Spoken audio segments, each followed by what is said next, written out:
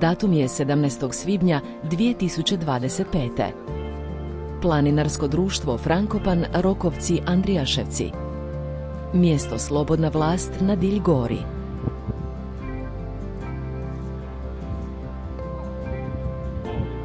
Održavamo dionicu Slavonskog planinarskog puta, dionicu 426, dok Danijel i Oto su također na našoj dionici puta 427. To su staze koje su nama dodijeljene od strane slavonskih planinara za održavanje. Danas su tu dva Ivana, Marija, Marina i Dragica, Steve zadužen za motorku i snimanje.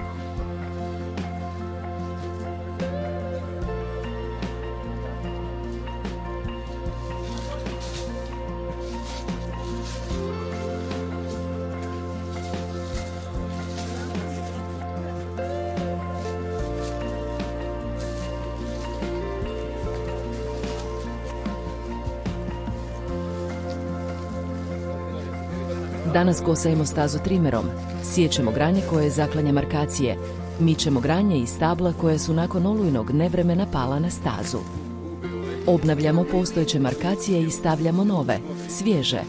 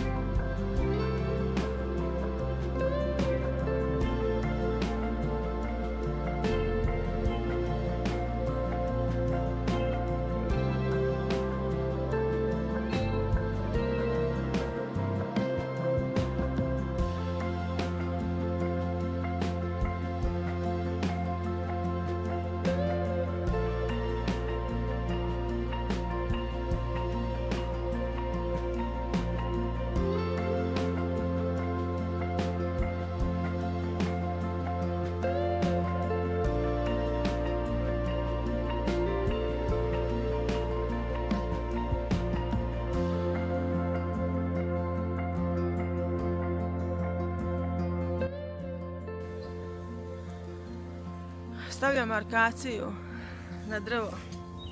Zašto? Da planinari znaju put.